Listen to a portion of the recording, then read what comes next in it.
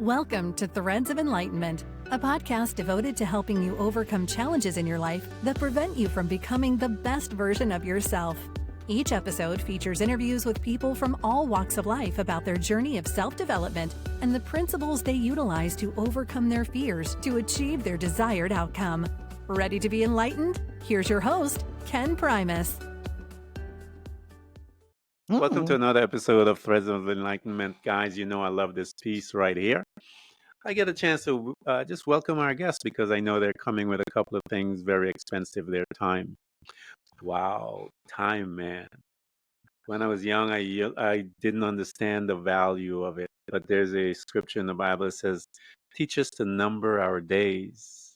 And so when you learn how to appreciate time, your behavior change, your relationship change, you change. And so I want to bring to your guys' attention, learn about time. The other is the journey. The journey is a powerful creator. It created Julia. Julia sits before us. She houses within her wisdom, knowledge, and insights that was offered to her through her journey. And so we're honored that she's here to come and share all of these valuable things with us. And we want to thank her and give her the space and welcome her to the show.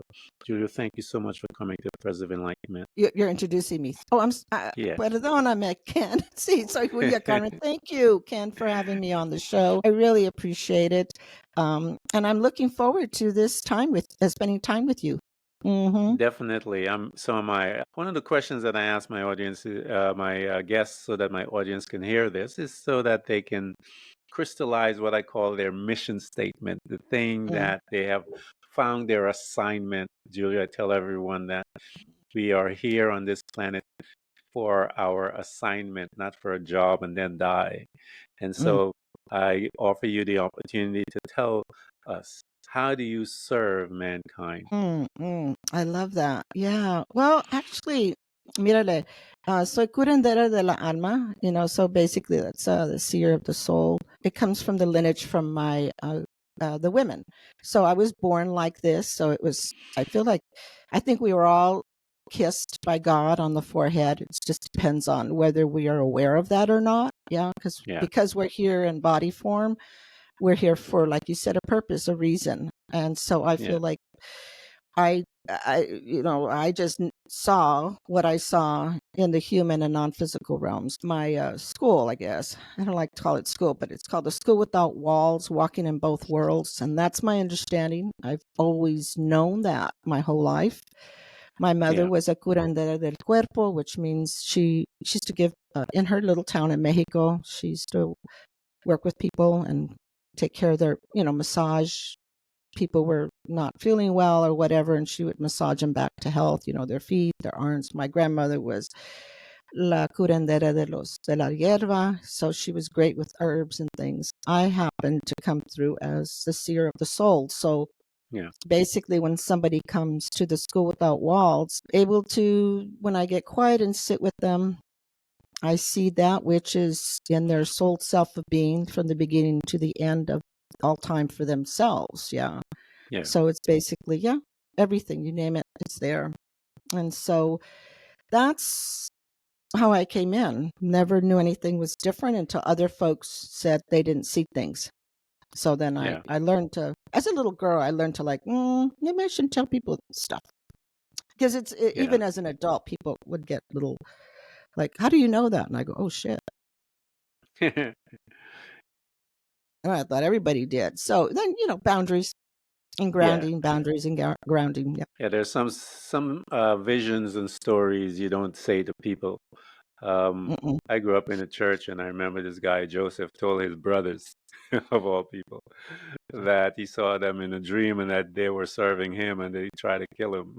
They tossed him in a pit. And so there's some people that are going to try and toss you into that pit, whether that pit is the verbally abusing you or physically abusing you or whatever. That pit, they're going to toss you in there. One of our customs here is to visit in that time machine. We go through that time machine, Julie. That is a memory that allows us to access our past. And so Yeah. the first space that we reside for a short time is the family. We have mom Yeah. and dad as they're strangers, and we are brought into this group. And we have some of us siblings and all this type of stuff, but they tell us that this is supposed to be a safe space.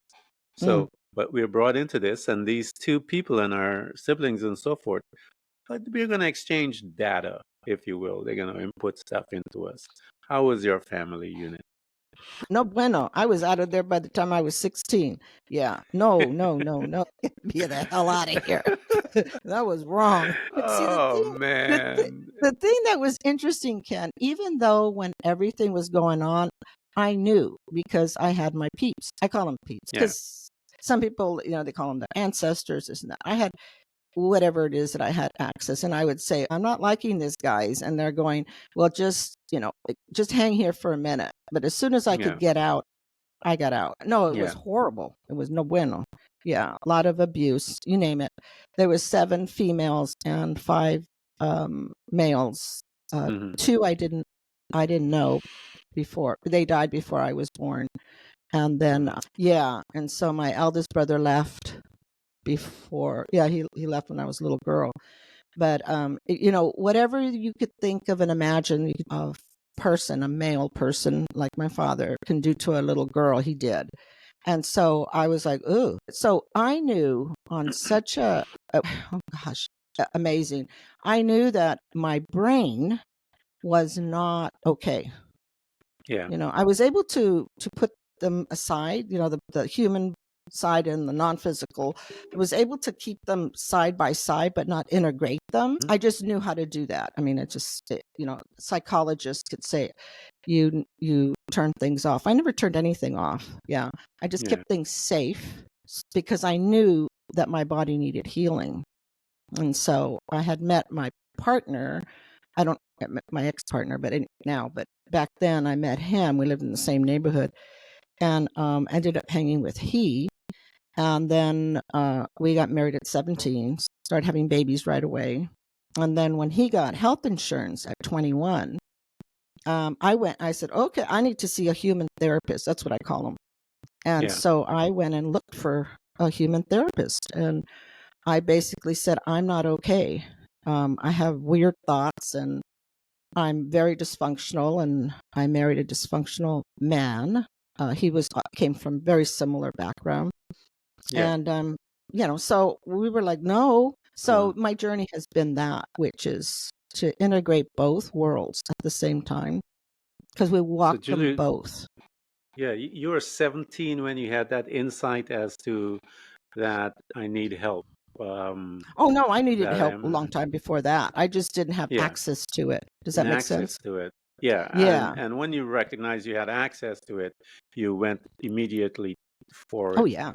Hmm. When you got there, what did you begin to learn about that young woman at 17 That the from those brain, I conversations? call it, yeah, mijo, you know what? That the brain is so powerful Yeah, because there was that which I really wanted to share with these human therapists. What happened? And I couldn't. yeah, The words just wouldn't come out. And I'm like, okay, I'm not telling them what happened. Why can't I do that? So hmm, then I knew, I said, okay, my brain is very powerful. Ooh. Yeah. So it took years, maybe decades before I actually told a therapist what really happened and because I had a lot of physical problems where they couldn't find anything really organically wrong with they were just yeah. like, we don't know. We took all these tests. And I'm going, no, I don't know. Yeah.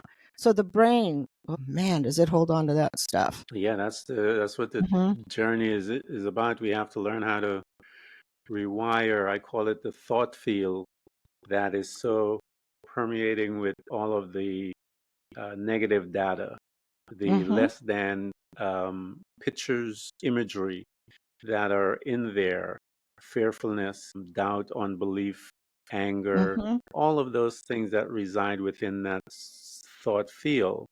We have to learn now how to put those aside and begin to create new ones. those that are of a higher frequency.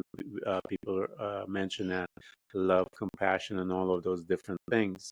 And we have to Mm-hmm. learn how to incorporate that because we have the other ones have been our friends and companions for so many years that we are familiar with them and we allow them to run free, if you will, Mm-hmm. unchecked in our minds Mm-hmm. until we just like a little kids, we have to tell them sit down in a corner. That's when the rebellion starts acting up. So here you Yeah. are at such a young age.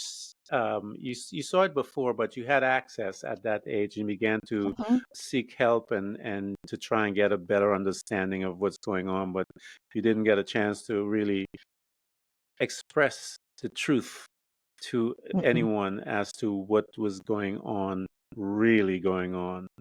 You had Mm-mm. mentioned that you started working and bringing in your children at that time as well. How was your relationship, Julia, with the outside, the husband, the kids, and the others? How are you Mm. relating to all the people, all this stuff happening inside of you? Oh, I did the classic. Now that I went, huh? It seemed like two different worlds. Well, it was two different worlds. So the Yeah. external world looked like everything, not perfect, but I was so like everything. My house, you didn't even know children lived there because everything had its Wow. place. Yeah. So my physical self, everything. I never walked out the house, out of my home, unless I looked perfect. Mm. And so there was this perfection that I needed to be the best of everything. And to the external world, my kids were in a grammar school. It was not como dice, I was not the room mom. I was the PTA president. Mm. Yeah. I never went for the, and I'm like, I was the president of organization that I could get into because I wanted to run things and control things. And even when Yeah. I was doing it, my guides, my ancestors would talk to me and say, "What are you doing?" I said, "Well, this way I can control this." I mean, these were my conversations with them, Yeah. and they go, "Well, that does not going to probably be useful and helpful because it doesn't matter even thought, even human thought. There is a what we call free will. Yeah. So, in my ancestors and my guides, they never said do this, do that. They would invite me to see, They would invite me to see, maybe this would be a better choice over here. And I'm going, no, I don't want to do that. And they go, okay, fine, we'll catch you on the other side. Because they knew Yeah. it was going to happen, right? Yeah. Yeah. God would say, catch you over there, mija. But you have free will. You can do whatever you want. Yeah. And I I'll wait sure for did. you.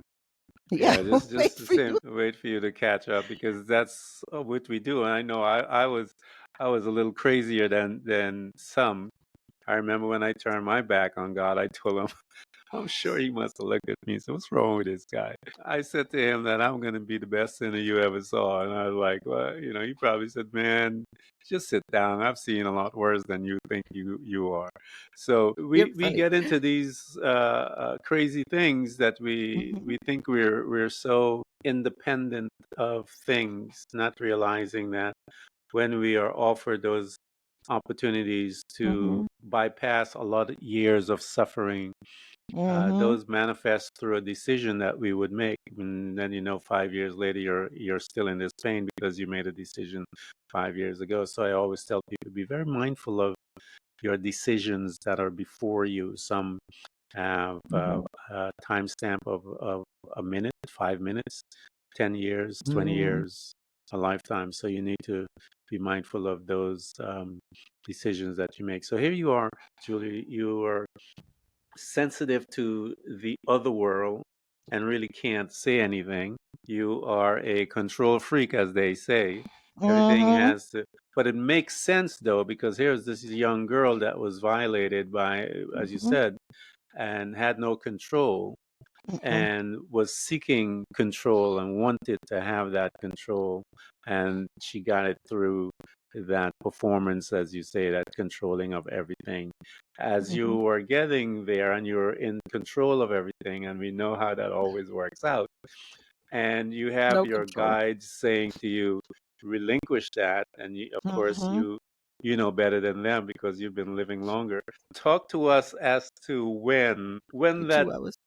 when that tornado starts to happen, because we know that's how Mm, it comes, where the God, world yeah. starts spinning Mhm. out of control so much that you can't ever gain any kind of semblances to reality in there.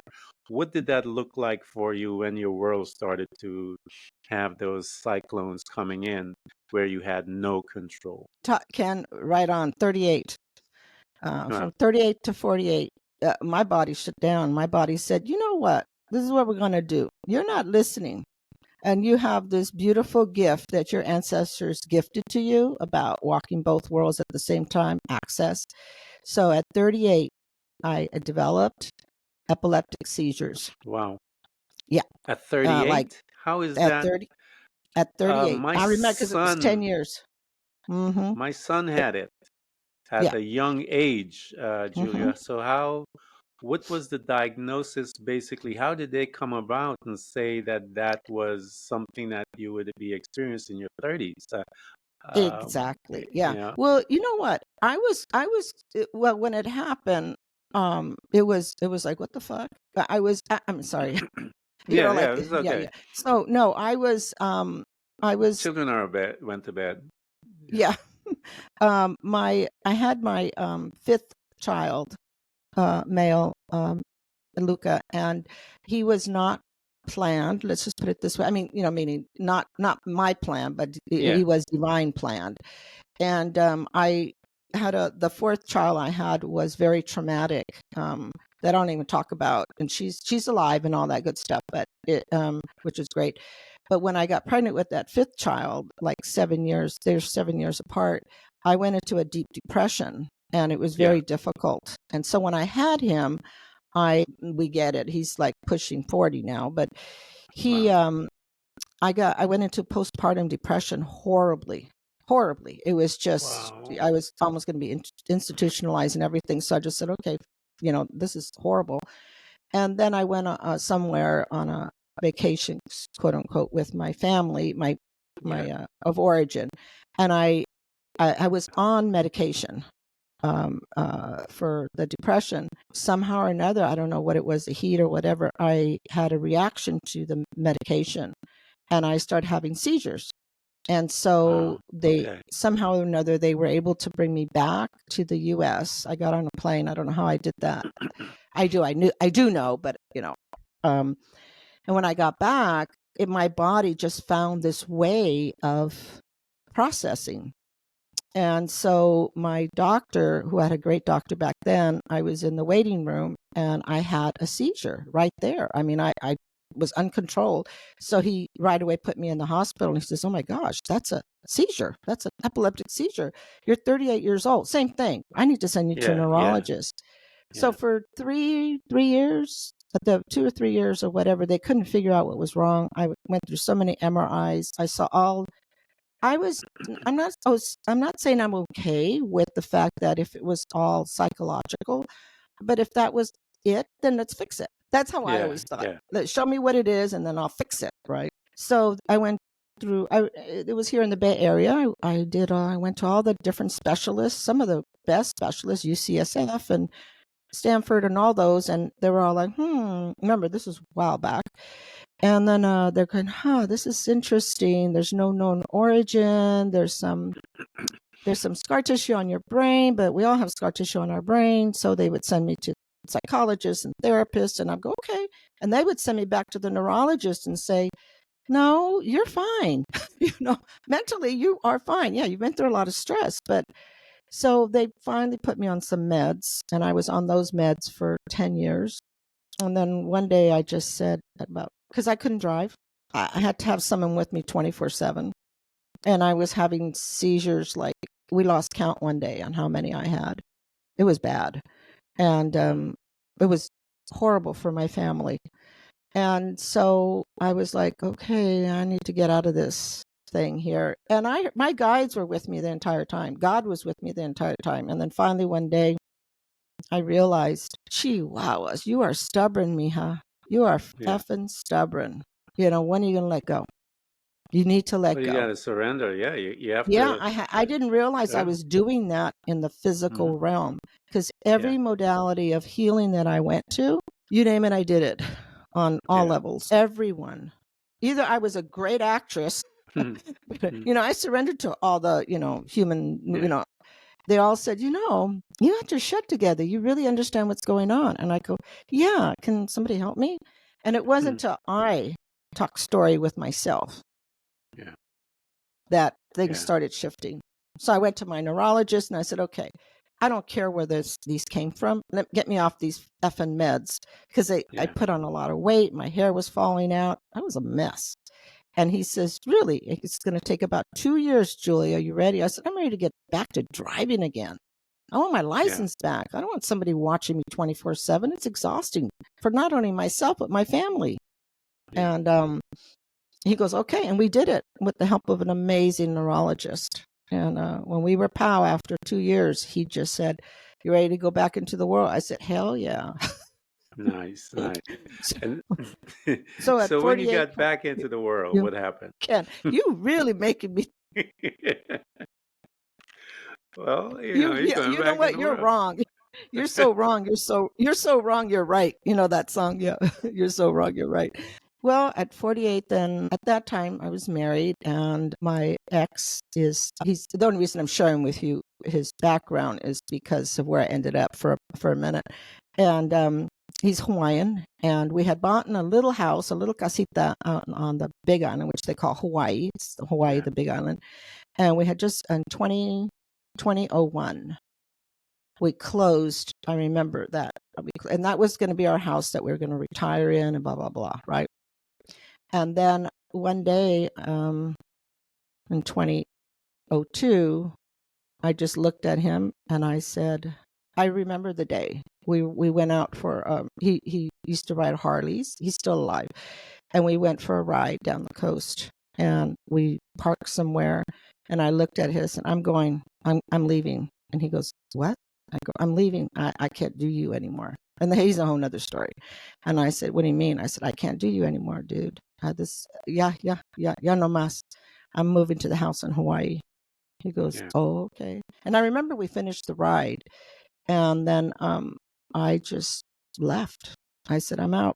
This is not even just a side thing. We were married and divorced 3 times.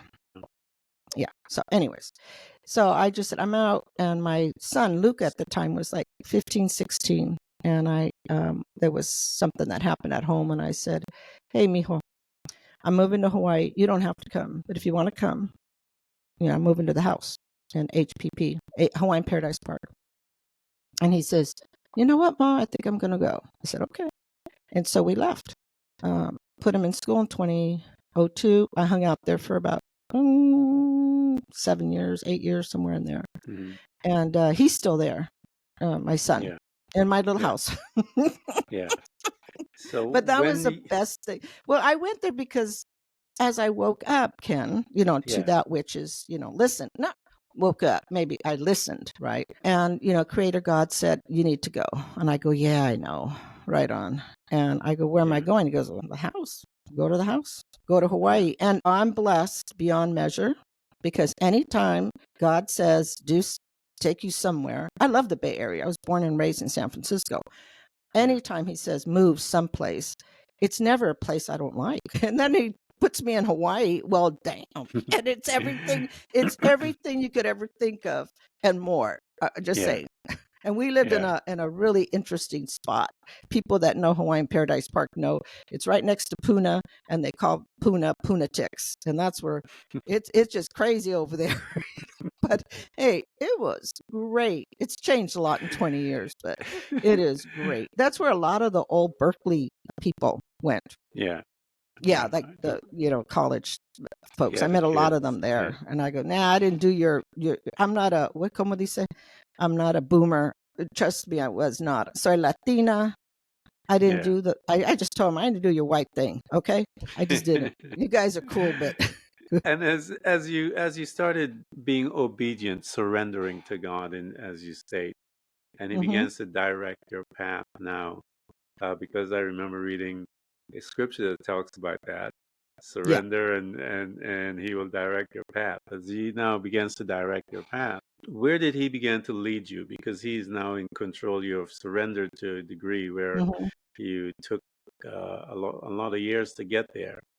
And as he, you know, 3 divorces from the same person, you're stubborn as they come. So wild. I am stubborn Anyway, as hell. and It can this, just interject. The last yeah, time I married this dude, the last time I married him, okay? yeah, Do you know what God told me not to do? but Don't marry him. He said, don't do that. uh, well, I you just, know, my girlfriend and I'm not kidding, but I still remember that day. My girlfriend and I were on our knees, and she goes, Julia, I really think we need to pray about this, because she was very supportive. And we prayed, and she goes, what did the Lord tell you? He said, don't do it. She said, what are you going to do? I said, I'm going to do what I damn well please. She goes, we have direct connection with God, and he just gave you the no. It's not funny. It's not funny, but yeah, and then we God. expect the blessing to happen in the midst of all of that, right? Oh, shucks, Ken, you're wrong. I never told anybody that story. I'm not kidding. I never. I mean, not publicly, anyways. No lo hagas. He told me in Spanish too. I wasn't listening. Yeah, but listening to you and talking to you, you can see it's you. You know, it's all you. Oh yes, It's I'm not 100% you. blaming God. Shit. Yeah. So here you are. You surrendered, and he's now gonna take control. I know that's not Mhm. going to be a lot of fun, but how was it as you are allowing Shucks. God to take control of your life, where you have always been the one that is calling the shots, if you will, to the Yeah, point where he said, "Don't marry," and you said, "I'm going to marry," yeah, and yeah. now you A are going third to be in time. a situation, yeah, where he is going to be calling the shots. How did that go? Mm. That was so interesting, because people think, even now, some of my students or people that I go on retreats, they always think that my path to knowing, walking both worlds at the same time, was, oh, since you were born like this, it must have been really smooth. And I said, oh, hell Yeah, no. No. yeah, So when, in the awakening of the soul self of the all, when I said okay, so I moved to Hawaii, and everybody's talking about paradise, and it was. I just didn't yeah, appreciate it in the moment. I mean, I'm a city girl. I was a city girl, yeah, not that I'm, whatever. And we were out in the jungle, and it was yeah, crazy. And so my friend Jacqueline, a sister, she's passed in 2019. I miss her every day. Anyways, she says, "Okay, come on, Julie," and she knew all the players. The really cool thing about the folks that I have around me, everybody knew my ex, and they really liked him. He's a good guy. But she said, "Julia, he ain't for you, and you know that. yeah, yeah, You two yeah, just do not do your thing. It's no bueno." And so she's the one that said, okay, sister. She used to travel all over the world. And she came back from, I don't know, it was Ecuador, Peru, or something. Um, yeah, because she used to travel to Africa a lot. But she came back from Ecuador, I think, and she said, Julia. And I said, what, Jacqueline? Because she was the one that used to get me into so much trouble. You need one of those yeah, friends, right? And yeah, she says, you know what you are since you started this new life? And I said, and she had a house. She had, her and her partner, her husband, had bought a house right around the corner from myself without us knowing. Ta-da. yeah, She goes, oh, where'd you buy your house? And I said, and she says, I just came back from da-da-da. And you know what you are? And I go, I don't know. What am you going to tell me? I know you are. She goes, tú eres una curandera. And I said, yeah, I kind of figured you need to be calling yourself that. And I said, nah, I don't want to be so. She goes, you're not telling yourself you're a curandera. That's who you yeah, are. I've been to yeah, places, Julia, that people be telling them, I'm a shaman, I'm a this, I'm a that. And they're both, I won't tell you, she's had colorful yeah, talk. She goes, they were so full of, yeah, and if you don't call yourself a curandera, I'm going to hurt you. And I said, ooh, I'm afraid. So that's where it started, to have this beautiful human, gorgeous, amazing being acknowledge who I be, somebody I respected highly and yeah, loved. And she gave it to me straight. And from that moment on, I just opened everything up, because Ken, I love scripture, and I love scripture. I just, used to devour it all the time. And she knew my background. And she goes, do whatever you want, mija, but you be who you be. Step into it fully. And I did. And it wasn't easy. It was rough. Because there's a part in the world out there has thinking, what I call the overculture. And the overculture could be anything that you're in. So it could be family dynamics, an overculture, the parents dominate, or our country, the U.S., the overculture says only certain people can say they're blah, blah. And even indigenous folks cannot say they're blah, blah, unless the overculture says you are who you are. So in 2002, it was a little bit of a struggle because people, even my own people, were like, curanderas are X, Y, and Z. And I said, no, mijos and mijas, not so. That's what the overculture said we were. And we're not. Curanderas and curanderos come from many different walks of life. And they don't look a certain way. Movies portray curanderas as crazy or weird and things like that. So, that is not which I am, all spiritual and sitting in a cave doing whatever. So there was a struggle of finding that which, those two worlds, and embedding them both, and not in a way that was phony, but in a way that was congruent with what Creator, what God, what JC had in store for me, what my ancestors had in store for me. What they said, hey, come over here. This is who you be, and be that. But there was a lot of thinking that needed to be released. It's I remember reading the Bible, and Abraham, his name was Abram, and God says to him, you're going to be a father of many nations. And he didn't get what he was trying to say at all. Because if you look at what was happening, he thought it was going to be through Lot. And God kept telling him, no, it's between you and your wife. And she was barren, and he didn't get it. And God had to come to him, talking about stubborn. God had to come to him and change his name. Are you calling me stubborn, Ken? Excuse me, Ken, are you calling me stubborn? No, I was calling Abraham that, girl. I okay. didn't call you stubborn. And so God comes to him and says, you know what? I need to change his name. I need to change Sarah's name so that they can start talking what I'm, So anytime anyone say to him, Abraham, they were telling him who he was. When they said Sarah, they were telling her who she was. And so sometimes God has to come and change. When he changed their name, he changed their speech, what they were saying. And so sometimes he has to come and change our confession. And once we began to change our confession, that's when the manifest begins to manifest in our life. And so it takes time for that. It's a messy situation. Remember, Jesus was in the garden and he was praying, I don't want to do this. Yeah, you're going to do it. I don't want to do it.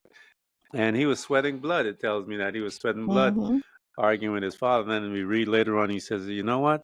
Okay, I surrender. Now, when he surrendered, it got messy. Yeah. Because Excuse me. Of Whoopi Goldberg. It's pretty much like that. So they had some, I said, oh, damn. Everybody, if it's a frequency and vibration. So if you're vibrating in frequency and vibration, you will attract that witch. Oh, she can see me. She can hear me. Right. And that's what was happening. So I was not okay. I thought, oh, fuck, I'm going crazy. I know this is not, I know this is real, but why are all these people coming in? And that's what she said that. And I said, oh, you mean boundaries? She says, yeah, boundaries and grounding, but I just want you to understand, where's your source? And I said, God. She goes, okay, then. What do you want to let in? I said, well, I come from light and love, unconditional love of self first and then everyone else. She goes, okay, start there. So when something comes in, whatever that might be, don't let everybody in. Discern, Julia. And I said, okay. And that was my thing. And then I met Halimakua in Hawaii. And both of them were big on listening to self first, right? And then out there. It took a minute, Ken. It took a few years. People found out who I was. The island is not that, it's big, but it's not a lot of people. And people were coming to me for readings and this and that. And that's not what I am. I'm not a psychic. Yeah. Yeah. And then Hali Makua died. Suddenly they knew I was working with he, and Hali Makua we just took over from the physical to the non-physical, because it was not a big stretch for I. And Yeah. then there was a lot of, well, she's not talking to him because she doesn't do 10 million ceremonies. I mean, it was really weird. And I go, hi, Chihuahuas Makua. Everybody thinks I'm supposed to be doing all these rituals to even just talk to you. He goes, don't Yeah. worry about them. So there Yeah. was all this pushback about, and thinking back now, Ken, it wasn't about anyone else. It was about me and holding truth to who I be and what Yeah. God said. This is what I kissed you on the forehead. Listen, be humble, be teachable, and discern. Don't worry about what everybody else is saying, because it doesn't matter. Yeah. You need to do your work and word, period. That took a few years. It does, because in a certain way, Julie, we seek that attention. You remember when we all seek it to a degree, and some of us need it more than others, but we need that reinforcement, that human touch, as far as saying, "Hey, you're doing good," or not. But when we focus on someone else's journey and start comparing, what happens is judgment comes in. And when judgment comes in, everything else comes in. Fearfulness will come in. That door will swing right wide open, and everything comes in and said, "Oh, thank you for inviting us, and you have to take a couple more years to get rid of all of them, because they're squatting in your house, if you will." And so Yes, they are. we have this relationship that is back and forth, as we are navigating between the two worlds. And one of the things that I'm learning in my life when it comes to those spaces, how I'm learning to be present, Julia. I'm learning to be present. One of the things that I found a secret, because as I continue to read the Word, it says meditate in me day and night, and you will get these things. The only way I could do that is I have to stay present with the Word. I can't move, don't matter what's happening in the whirlwind that is around me, going upside down. My world is spinning around. I can't move. I have to stay present with this Word of God. And as I stay present with this Word, it's a funny thing how all the whirlwind around me starts getting quiet, because I pay no attention to them. I am being present here, because why? As you said, God is the source and the power is right here. All that noise is simply to distract you and I from this being present with God right here. And so I want to invite you guys in your life to be present with God, be present in your situation, be present in your knowing, be present in your truth. Forget everybody else's opinion and begin to become present in it, because your victory lies right there. Don't allow the whirlwind. You heard Julia talk about all the crazy stuff going around. Don't allow it to steal your victory. And those things happen, as I said earlier. You make one decision and it has a timestamp. Some of it is short, sometimes it's long. Be very mindful, man, of those decisions that you make. So here, Julie, everyone begins to come at you and start making demands and telling you what you are. And, they come before you and sit. As you begin to express yourself and show them who you truly are, talk to us about what type of reception did you receive from them as you began to show them who you are, not what they think you should. Another great question. I haven't really thought too much about it, because it was like an ebb and flow. Once, Yeah. one moment, because I don't have folks like this coming to me anymore. But the truth of the truth of the truth is that which you vibrate, or your frequency of being, that which is what you attract. Yeah. Yeah. So no longer do I have these folks, but sometimes I would hold an open meeting or something, and somebody was challenging me in the room all the time. Well, how do you do it? And I'm like, huh. And I talked to a colleague friend of mine, did similar work, and she goes, Julia, I never have anybody in there that does that. And I said, Mm. okay. So her and I talked about it, and then I said, okay, I need to adjust. I need to adjust my frequency. Now, what comes first? That which you is, like adjusting the frequency and vibration of self. And then I just went, okay, let's do this, Mija. So I have this thing on my website. It's called Soul Listening. So Yeah. on Mavis, I was inspired by Mavis and Makua, and that is about in the presence of the now is where all the answers are. Yeah. Mm-hmm. So as Yeah. long as we have a human brain, we're going to have distractions. We're going to have judging ourselves. We're going to have, paying attention, like in school and stuff. But there's this soul listening that's 24/7. And that is only within staying in that presence of self. So I'm going to get busy minded. I am going to get, pay attention and judge. But it's how long I hang out there. Yeah. A moment, Mm-hmm. a day, a week, a year, I don't know, 10 years. I have no idea. But it's a choice. And I've always known I had choice. But now I have this deeper understanding of backing into myself that there's nothing out there that's in the present moment of self. And Yeah. so when I started being that, the clientele, the folks that I attracted into my own life, personal life, were folks that were, they saw me and I saw them. And I'm not saying it was always like perfect, but there were imperfection.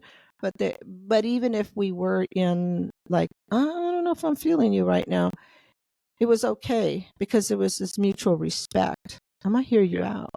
And you know what? I don't know. Still don't really like see that. But I have a friend that I've known for 40, 50 years.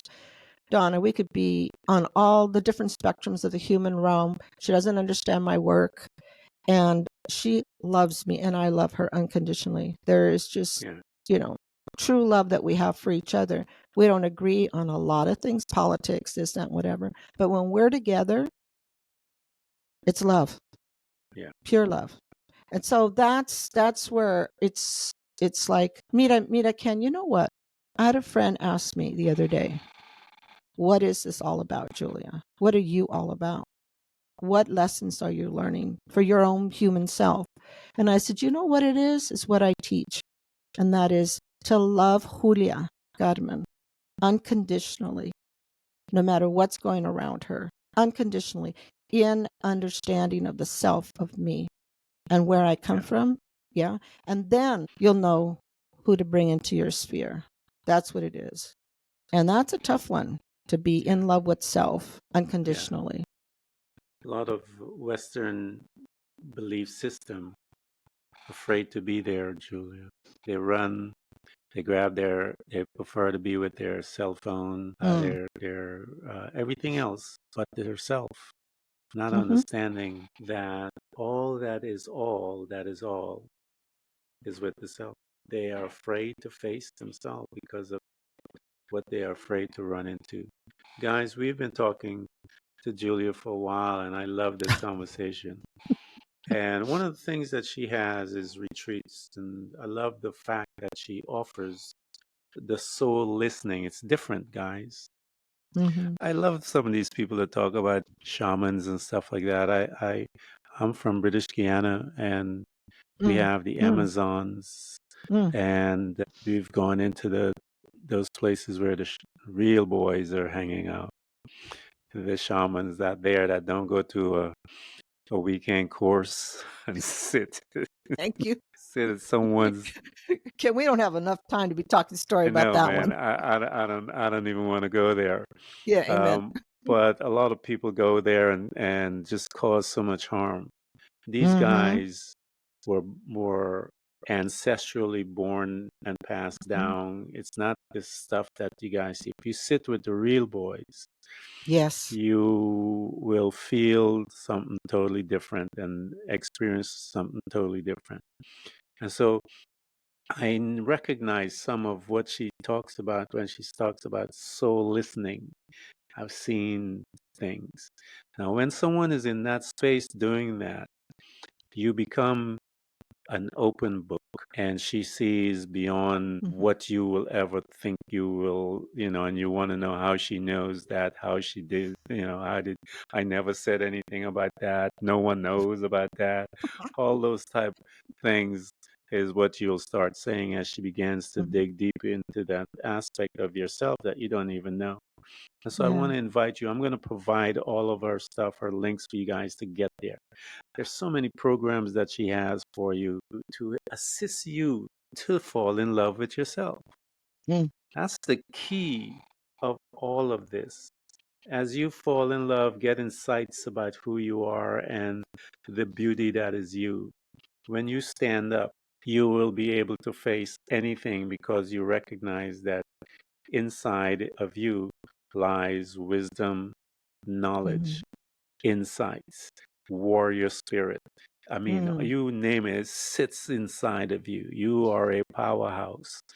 But most of you don't know it because you're busy working, not Yeah. figuring out who you are. And so I want to invite you guys to come to her so that she can Mm. guide you as to who you are and to lead you there. And she does that by the questions she's going to be asking you, because those questions are going to expose your location. And once she locates you, then you're able to be moved from your location to another location. So she's going to ask you a million questions. And I'm telling you, when she locates you, you are free. The truth shall set you free. Whatever your truth is, I guarantee you it will set you free. Mm. This, Julia, has been a good one. You and I had fun before we even started. I know. Guys, I'm gonna provide her stuff. She has so much that you need to get into her space so that she can assist you to become. I love that. She's gonna teach you to become, and you will become, and that is up to you what you want to become. Mhm. Julia, thank you so much for coming to Threads of Enlightenment. Thank you, Ken, so much. This has been way muy bueno, mijo. Thank you so much for having me. You're welcome. Thanks for tuning in to Threads of Enlightenment with Ken Primus. Hopefully, you're now feeling more empowered to overcome the challenges in your life, whatever they may be. Share that inspiration with others by telling them about this podcast, rating it, and of course, remember to subscribe so you don't miss a single episode. For more connection, you can find us on Facebook and Instagram by searching for Threads of Enlightenment. Until next time, stay enlightened.